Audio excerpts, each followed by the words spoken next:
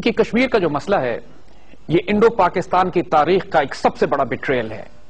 1947 میں جو پارٹیشن ہمارا ہندوستان کا کیا گیا جس کے نتیجے میں پاکستان وجود میں آتا ہے، اسی وقت کشمیر کے ساتھ ایک بہت بڑی غداری کر دی گئی تھی. لارڈ ماؤنٹ بیٹن نے اور ریڈ کلف نے آپس میں مل کر جس طرح گرداسپور کا علاقہ ہندوستان کے حوالے کر دیا، جو مسلم میجورٹی ایریا تھا، وہ راستہ بند کر دیا کہ پاکستانی پنجاب سے کشمیر جانے کا ایک راستہ ہے، اس کو بند کیا. نتیجتاً امیڈیٹلی جو فسادات شروع ہوتے ہیں کشمیر میں، اس کے لاکھوں کے قریب مسلمان تو شروع ہی میں شہید کر دیے جاتے ہیں. اور وائل ایٹ دیٹ مومنٹ کہ جب 1.25 کروڑ مسلمان پورے ہندوستان سے مائگریشن کے لیے نکلتے ہیں، پورے ہندوستان میں کوئی 40-50 لاکھ مسلمانوں کو راستے میں ذبح کیا جاتا ہے، اور ایک 50 لاکھ مہاجرین کا ایک ریلا پاکستان میں پہنچتا ہے پاکستان کی تعمیر کے وقت. اب اس وقت کی پاکستانی حکومت کا حال دیکھیے کہ ہمارے پاس تنخواہیں دینے کے پیسے نہیں ہیں.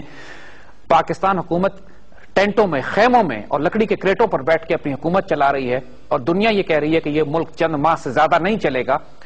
اس وقت قائد اعظم یہ کہتے ہیں کہ کشمیر ہماری شہرگ ہے اور کسی صورت میں بھی کشمیر پر کمپرومائز نہیں کیا جا سکتا. جو وہاں کے ڈوگرا حکمران تھے، مسلم میجورٹی ایریا پہ حکمرانی ڈوگروں کی تھی، انہوں نے بھارتی حکومت کو انوائٹ کیا کہ اپنی فوجیں داخل کرو.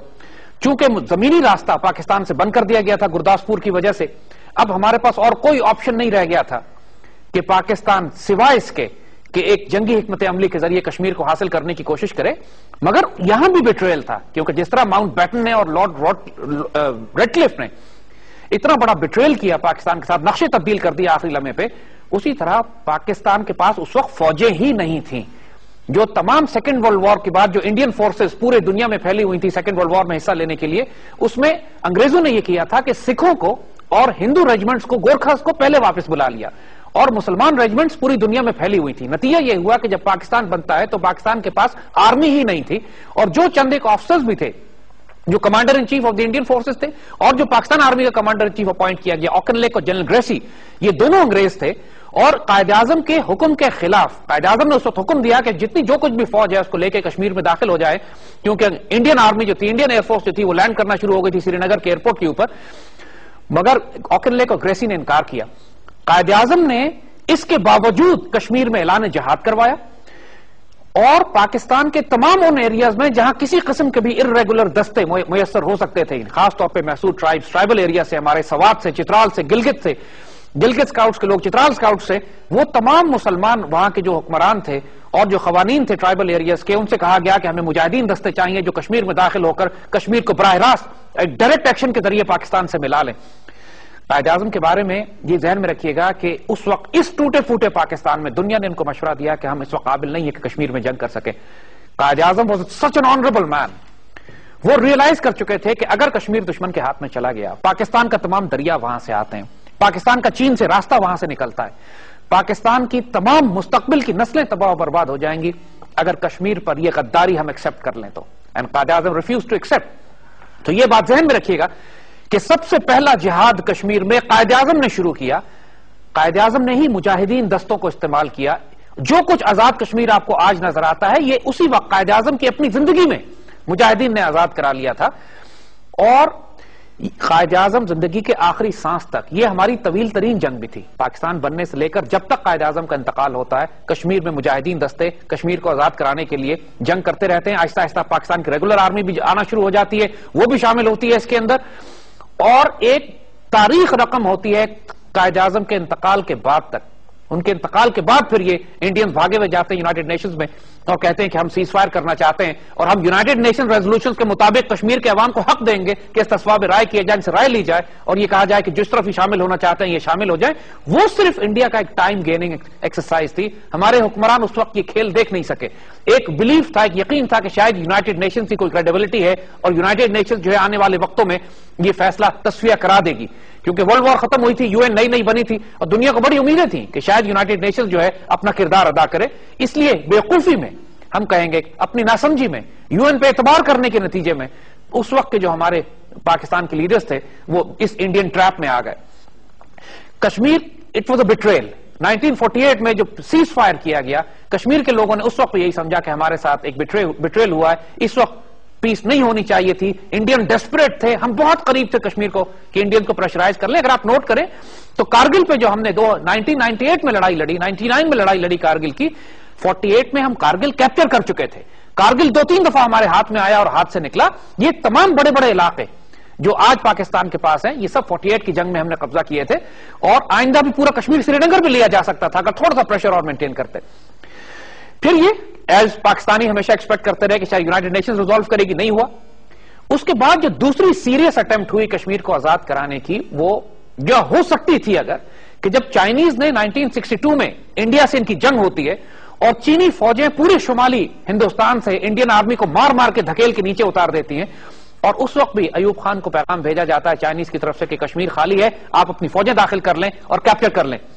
اور اس وقت بھی پاکستان کے حکمران سوچتے ہی رہ گئے کہ ہم کشمیر میں داخل ہوں یا نہ داخل ہوں. تاریخی موقع ضائع کر دیا گیا. قدرت اللہ شہاب نے اپنی شہاب نامہ میں اس کی پوری تفصیل لکھی ہے, کیونکہ وہ پریزیڈنٹ کے پرسنل سیکرٹری تھے.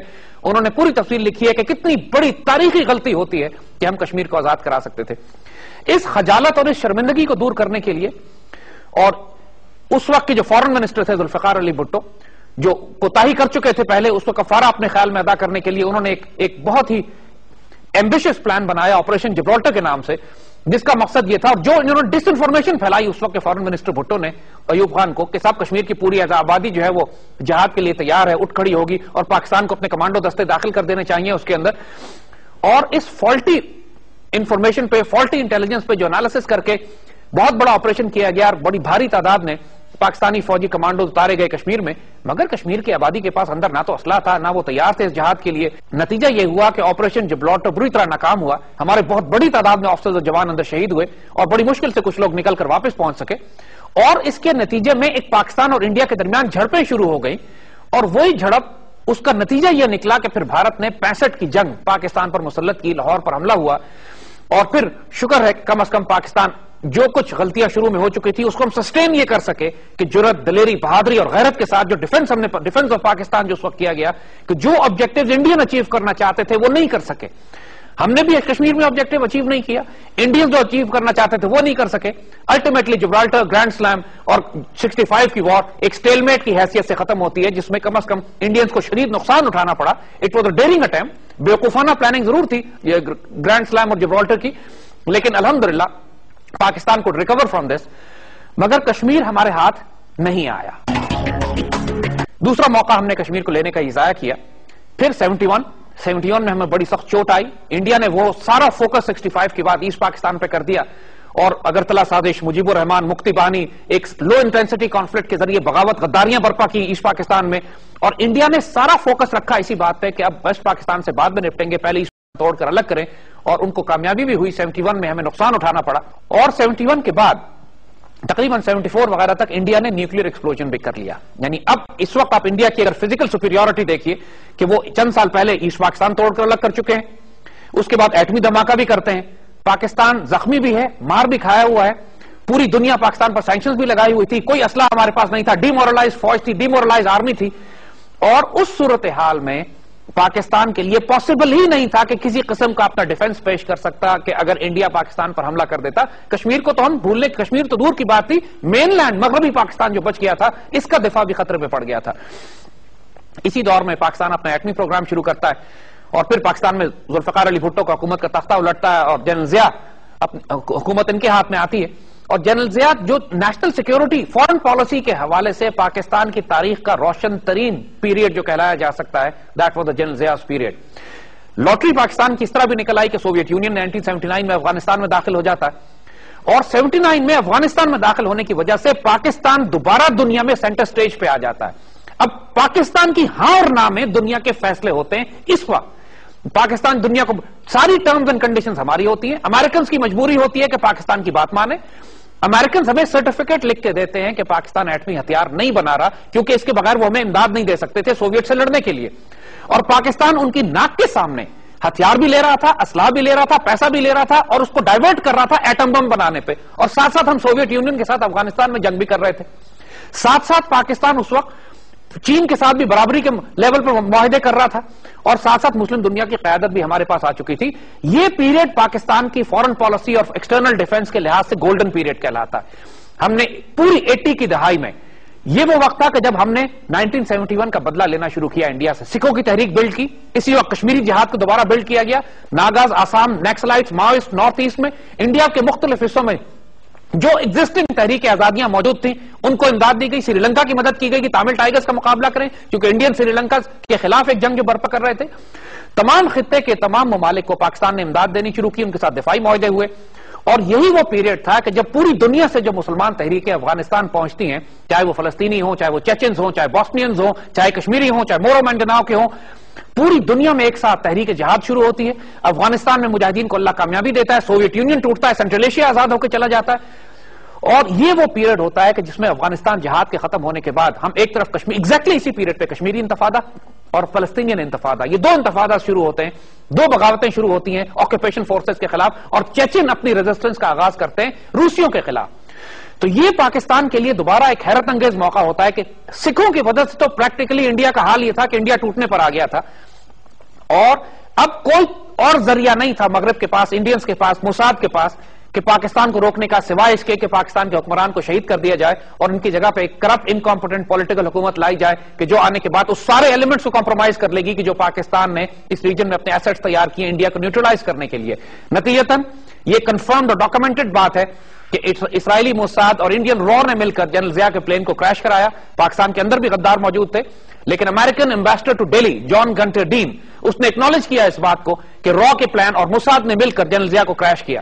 جنرل ضیاء کے بعد دوبارہ پیپلز پارٹی کی حکومت آتی ہے اور آنن فانن تمام جہادی تحریکوں کو اتنا شدید نقصان پہنچتا ہے, کشمیر کی موومنٹ بھی ختم ہو جاتی ہے, پریکٹیکلی کمزور کی جاتی ہے, اور سکھ تو بالکل ختم کر دیے جاتے ہیں. سو انڈین فیڈریشن کو موقع مل جاتا ہے اپنے آپ کو ری آرگنائز کرنے کا. کشمیری بہرحال ایک جذبے کے ساتھ کئی برس تک اپنی کیمپین کو بلڈ کرتے ہیں. انڈیا کے لیے یہ سب سے نازک موقع تھا. 98-99 میں پاکستان نے ایٹمی دھماکہ بھی کر لیا, so now we became a super power also. اور ریاستی سطح پر یہ بات اب پاکستانی امید کرنے لگے تھے کہ جب کشمیری ریزسٹنس بلڈ ہو چکی تھی اپنے عروج پہ, پاکستان ایک ایٹمی طاقت بھی بن چکا تھا, اب ہم 1971 کا بدلہ لینے کے قابل بھی تھے. اور جو ایک نظر آ رہا تھا یہ بات کہ شاید ہم کشمیر میں ایک فزیکل ملٹری انٹرونشن کے ذریعے قبضہ کر سکیں.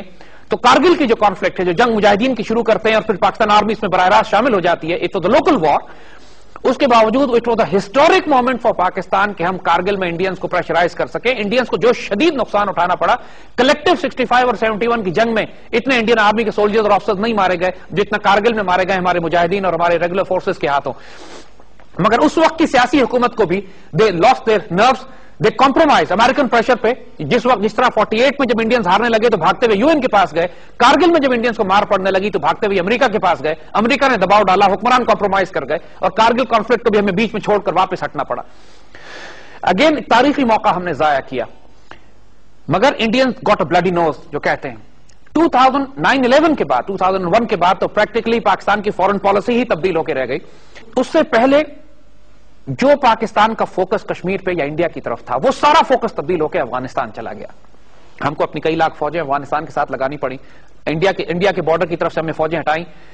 انڈیا نے یہ موقع غنیمت جانا, انڈینز نے یہ سمجھا کہ اگر پاکستان نے, چونکہ امریکن پریشر ہے, پاکستان نے سارا فوکس افغانستان کی طرف کر لیا ہے, تو اس وقت انڈیا ایکسپیکٹڈ کہ اس کے پاس موقع ہے کہ وہ براہ راست پاکستان پر انویژن کر کے, حملہ کر کے پاکستان کو توڑ دے. آپ کو یاد ہوگا کہ 2002 میں ایک دھماکے کے بعد کشمیر میں یا انڈیا میں کچھ پارلیمنٹ پہ ان کے حملہ ہوتا ہے, اور اس کے بعد ایک سٹینڈ آف ہوتا ہے انڈیا اور پاکستان کے درمیان. انڈیا پوری فوجیں لا کے پاکستان کی سرحد پہ کھڑا کر دیتا ہے, اور دو نیوکلیئر ممالک تقریباً 11 لاکھ فوجیں آمنے سامنے ایک سال تک آئی بال ٹو آئی بال کھڑی رہتی ہیں, اور خطرہ یہی ہوتا ہے کہ کسی لمحے ایک نیوکلیئر وار شروع ہو جائے گی. یہ 2002 میں انڈینز نے اس وقت انیشیٹو لیا, اس وقت تھریٹ کیا پاکستان کو کہ جب ہماری توجہ تھی افغانستان کی طرف ہو گئی تھی. تو یہ بات بالکل ڈیسائسیولی طے ہے کہ انڈینز کسی صورت میں بھی کوئی موقع اگر ان کو ملے گا تو چھوڑنے والے نہیں ہیں.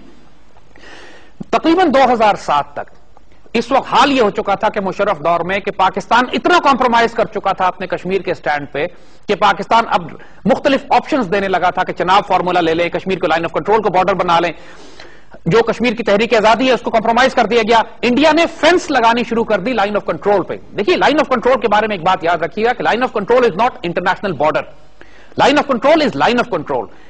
جس کا 60 سال سے یہ ہو رہا ہے کہ یہاں پہ جھڑپیں ہو رہی ہیں, یہاں پہ کلیشز ہو رہے ہیں, جس ملک کا بس چلتا ہے, جس پہاڑی چوکی کو چاہتا ہے پکڑ لیتا ہے, کسی قسم کا کوئی لا وہاں پہ نہیں ہے. It is not a border, it is a line of control. لہٰذا اگر کارگل ہوتا ہے اور ہم فوجیں اندر جاتی ہیں ہماری طرف سے یا ان کے لوگ ہماری پوسٹوں پہ قبضہ کرتے ہیں, تو یہ ایکسپٹڈ نارم ہے. ہر روز آپس میں کلیشز ہوتے ہیں, فائرنگ ہوتی ہے, ایک دوسرے کے لوگ مارے جاتے ہیں, اور یہ پچھلے 63 سال سے ہو رہا ہے. انڈیا کا جہاں تک تعلق ہے اس نے اسرائیل کی مدد سے ڈرونز لیے، بڑے ہیرون اور سرچر جو اسرائیلی state of the art drones ہیں، پورے بارڈر کے اوپر سرویلنس ریڈارز لگائے، فینسنگ لگائی، ملٹیپل لیئرز آف فینسنگ لگائی، اور مکمل طور پر سیل کر دیا کشمیر بارڈر کو کہ اب پاکستان کی طرف سے تو پاسبلٹی نہیں تھی کسی مجاہد کی کے اندر جا سکتے. خود کشمیر کے اندر حال یہ تھا کہ 80,000 سے زائد مسلمانوں کو شہید کیا جا چکا ہے. دنیا کا سب سے بڑا پرزن کہلاتا ہے کشمیر، جو سویلین ٹو ٹروپس ریشو ہے وہاں پہ، یعنی 35 لاکھ کی اگر آبادی ہے تو 7 لاکھ فوج وہاں موجود ہے. ہر 5 سویلین کے اوپر ایک انڈین سولجر یا پیراملٹری یا پولیس کا سپاہی کھڑا ہوا ہے. پوری دنیا میں کہیں اتنا سویلین ٹو ٹروپ ریشو نہیں ہے، اور اس کے باوجود تحریک آزادی ختم ہونے میں نہیں آ رہی. اس دفعہ 14 اگست کو جتنا بڑا پاکستان میں جلوس نکالے گئے، اس سے زیادہ بڑے جلوس آکوپائڈ کشمیر میں نکالے گئے، اور پورے ہندوستان پہ لاکھوں کی تعداد میں پاکستان کے جھنڈے لگے ہوئے تھے. یہ بات بالکل ایک ڈیسائسو ہو چکی ہے کہ کشمیر کی ریزسٹنس کو دبایا نہیں جا سکتا. اس بات کے باوجود کہ پاکستان کی حکومتوں نے پچھلے کئی سال سے اس کو بٹرے کیا ہے. پاکستان کی حکومتوں نے مجاہدین کی سپلائیز بند کر دی ہیں، مجاہدین کے لیے آنا جانا پاسبل نہیں رہا ہے. انٹرنیشنل پریشر انڈیا نے اتنا بلڈ کیا کہ پاکستان کے ڈپلومیسی اور فورن پالیسی میں بھی ہم مار کھا گئے، اور لائن آف کنٹرول کے اوپر ہم نے انڈینز کو اجازت دے دی کہ یہ فینسنگ لگا دیں، جبکہ انڈینز افغانستان کی سائڈ پہ ہمیں فینس نہیں لگانے دیتے کیونکہ وہاں سے وہ دہشت گردی پاکستان میں بھیجتے ہیں. اس کے باوجود انڈینز کا یہ واویلا کہ پاکستان کشمیریوں کی مدد کر رہا ہے ایک احمقانہ بےمانی بات ہے، لیکن پاکستان کا میڈیا اور فورن آفس اس کو ڈیفینڈ نہیں کر پا رہا. لہٰذا اس وقت جو سٹیٹس ہے کہ کشمیر کی ملیٹنسی کمزور ہو گئی ہے، پولیٹیکل موومنٹ پوری طرح قائم ہے، پاکستان کی سیاسی حکومتیں بالکل کشمیر کی مدد نہیں کر رہی. پاکستان کے اندر کشمیر کا مسئلہ مدھم ہو گیا ہے اس لیے کہ پاکستان خود اپنی سرحدوں کے اندر انڈین سپانسرڈ جنگیں لڑ رہا ہے. سوات میں، وزیرستان میں، ہمارے علاقوں میں جو خودکش حملے اور دھماکے شروع ہوئے اس کی وجہ سے پاکستانی قوم کی توجہ اپنے انٹرنل سیکیورٹی ایشوز پہ ہو گئی. تو کشمیر کا مسئلہ بیک برنر پہ چلا گیا. کشمیریز ابھی بھی محسوس کر رہے ہیں کہ ہمیں پاکستان نے ابینڈن کر دیا ہے، اور وہ تمام کشمیری ایلیمنٹس کہ جو اسٹرانگلی پرو پاکستان ہے، وہ تمام ایلیمنٹس کے جو گیلانی صاحب کی نمائندگی کرتے ہیں یا ان کی جماعت کی تربیت یافتہ ہیں، مسرت کے نام سے ایک مجاہد جو 17 سال سے جیل میں بند کیا گیا ہے وہاں پہ، اور اس طرح کے وہ ایلیمنٹ جو انڈیا سے کمپرومائز کرنے کی بات کرتے ہیں، وہ جو کہتے ہیں کہ انڈیپینڈنٹ یا آٹونومس کشمیر لے لیں یا انڈین کانسٹیٹیوشن کے اندر لوکل اٹانومی لے لیں، ان کے ساتھ تو انڈینز بات کرنے پہ تیار ہیں. لیکن وہ تمام مجاہدین گروپس اور ایلیمنٹس کے جو پاکستان کی بات کرتے ہیں، قائد اعظم کا یوم پاکستان اور 23 مارچ اور 14 اگست آکوپائڈ کشمیر میں مناتے ہیں، ان تمام ایلیمنٹس کو انڈینز نے بھی اگنور کر دیا، جیلوں میں ڈالا ہوا یا ختم کر رہے ہیں. میڈیا ان کو پروجیکٹ نہیں کرتا، نہ ان کو ویزے ملتے ہیں پاکستان آنے کے، اور پاکستان گورنمنٹ نے بھی ان سے رابطے تعلقات ختم کر دیے ہیں. اور سو کالڈ ماڈریٹ ایلیمنٹس کے ساتھ کہ جو انڈین کانسٹیٹیوشن کے درمیان رہتے ہوئے یا انڈیپینڈنٹ کشمیر کی بات کرتے ہیں، ان سے پاکستان میں بات چیت کی جا رہی ہے. اس وقت ضرورت اس بات کی ہے. دیکھیے انڈیا کے معاملے میں ایک بات ہم آپ کو بتا دیں کشمیر کے حوالے سے، کشمیر کا کوئی انڈیپینڈنٹ مسئلہ ہے، انڈیپینڈنٹ حل نہیں ہے. دیر از نو پاسبلٹی کہ آپ صرف کشمیر کا مسئلہ کشمیر میں ریزالو کر لیں. کشمیر کے مسئلے کو انڈیا سے ریزالو کرنے کے لیے ہم کو بائیلیٹرلی دونوں ملکوں کے درمیان ایک فیصلہ کن معاملہ طے کرنا پڑے گا کہ پاکستان اور انڈیا آپس میں کوئی ایگزسٹ کر سکتے ہیں یا نہیں. اگر تو انڈینز یہ ڈیسائیڈ کرتے ہیں کہ پاکستان کے ساتھ وہ کوئی ایگزسٹ نہیں کرتے، اور یہ بالکل طے ہے کہ وہ ڈیسائیڈ ہمارے ساتھ کوئی ایگزسٹ نہیں کر سکتے، انہوں نے پاکستان کو ماضی میں بھی توڑا ہے، مزید توڑنے کی کوشش کر رہے ہیں، تو پاکستان کے پاس اور کوئی آپشن نہیں رہ جاتا کہ صرف کشمیر ہی نہیں، انڈیا میں موجود تمام انسرجنسی اور سپریٹسٹ موومنٹس کو ہم سپورٹ کر کے انڈیا کو ڈسممبر کر دیں، توڑ کے چھوٹا چھوٹا کر دیں، جس طرح وہ پاکستان کو توڑنا چاہتے ہیں. اور پاکستان صرف ریئیکٹ کرے گا کیونکہ ہم نے انڈیا کو نہیں توڑا، وہ ہمیں ایسٹ پاکستان توڑ چکے ہیں ہمارا، اور Pakistan has all the legal, moral and international right to respond in self defence. India ہم پر اٹیک کر رہا ہے اس وقت، low intensity conflict, psychological warfare کے ذریعے انسرجنسی گروپس کو سپورٹ کر کے، اینڈ پاکستان کین ریسپونڈ. اسی طریقے سے ہم نے ان کو جواب بھی دینا. سو کشمیر کے مجاہدین کی مدد کرنا، خالصتان کی مدد کرنا، نیکسلائٹس، تاملز، نارتھ ایسٹ سیپریٹسٹ کی مدد کرنا، سکھوں کو سپورٹ کرنا، یہ پاکستان کی انٹیگرل فورن پالیسی کا حصہ ہونا چاہیے، کیونکہ انڈیا مسلسل پاکستان کو ڈس انٹیگریٹ کرنے کے لیے یہ کر رہا ہے. لہذا ہم صرف رسپونڈ کریں گے. اور پھر جیسے بات کہی کہ ڈسپیوٹڈ ٹیریٹریز ہے، Kashmir is a disputed territory. اگر یونائٹڈ نیشنز فیصلہ نہیں کر سکتی، انڈیا نے ہمارا پانی بند کرنا شروع کر دیا. کشمیر پہ کم از کم 40 سے 50 ڈیم بنائے انہوں نے چھوٹے اور بڑے دریاؤں کے اوپر. پاکستان میں خوشحالی اور قحط سالی ہو رہی ہے، ہماری فصلیں تباہ ہو رہی ہیں، ہماری آنے والی نسلیں تباہ ہو جائیں گی. انڈیا ہم پہ جنگ کرے یا نہ کرے، ہمارا پانی بند کر کے پاکستان کو وہ ریگستان بنا سکتا ہے. اس صورتحال میں پاکستان کیا کرے گا؟ اگر وہ ڈیم نہیں روک رہے ہیں بنانا، دنیا ان کو روک نہیں رہی ہے کہ وہ سنتاس معاہدے کی خلاف ورزی کر رہے ہیں، تو پاکستان کے پاس اور کوئی آپشن نہیں رہتا کہ ہم جائیں اور ڈیم کو بم کریں، یا اب جو ہمارے ایلیمنٹس اور ایسٹس اندر کشمیر میں موجود ہیں ان کے ذریعے ہم ان ڈیمز کو تباہ کروا دیں اور پانی کا فلو کھولیں. ہم بھوکے نہیں مر سکتے. 17 کروڑ کے عوام کو پانی چاہیے پینے کے لیے اور زندہ رہنے کے لیے، اپنی فصلوں کے لیے. انڈیا جو ہمارے اوپر جنگ مسلط کر رہا ہے، Pakistan will have to respond in the same coin. امن کی آشا نہیں چلے گی انڈیا کے ساتھ اب کہ جب وہ ہمارا پانی بند کر رہے ہیں، ہم پہ دہشت گردی کر رہے ہیں، ملک توڑنے کی بات کر رہے ہیں، جبکہ انڈینز خود اتنے ولنریبل ہیں کہ پاکستان اگر ایک دفعہ یہ فیصلہ کر لے کہ ہم کشمیر میں، خالستان میں، نیکسلائٹ میں، تامل کو اور ان تمام ایلیمنٹس کو جو انڈیا کے اندر بغاوت اور آزادی چاہتے ہیں، بغاوتیں برپا کر رہے ہیں، تو انڈیا کو 6 مہینے نہیں لگیں گے ڈس انٹیگریٹ ہو کے ایسٹرو ہنگیرین امپائر کی طرح یا یوگوسلاویا کی طرح یہ دنیا کے نقشے سے ختم ہو جائے گا.